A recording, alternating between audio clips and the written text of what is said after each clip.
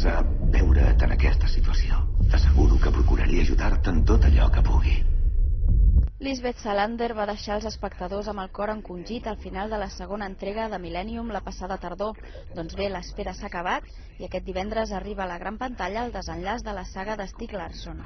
A Millennium 3, la reina al Palau dels Corrents d'Aire, la tensió es dispara rere el final agònic que va deixar el peculiar personatge de la hacker enterrada viva.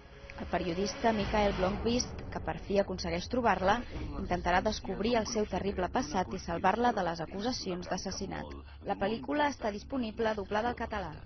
Podem descartar al 100% que el govern estigués al corrent? Però aviam, si no s'ha sabut res d'aquesta activitat ni d'aquest grup en 30 anys, per on comencem a buscar? He estado investigando un programa secreto del gobierno.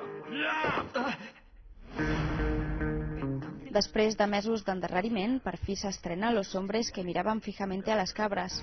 Ewan McGregor interpreta un periodista que està darrere de la seva pròxima història i que es creu amb un personatge misteriós que forma part d'una unitat militar experimental.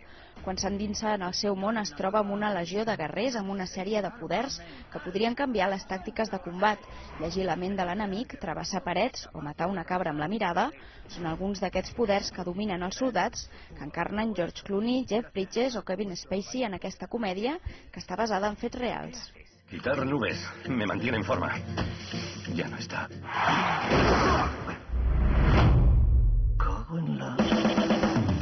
Mr. Blake, I'm Jean Craddock from the Sun Scene. Tape recorder, okay? Go ahead, Ezra.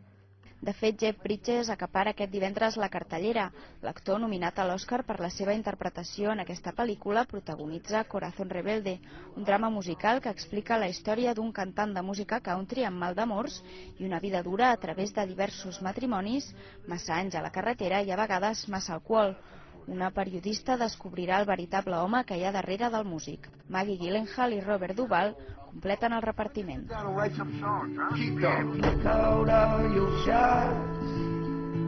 I keep feeling obliged to apologize for being less than you probably imagined me to be. Somehow this don't feel like home anymore. We ought to go out and find some trouble to get into. Yeah, big trouble.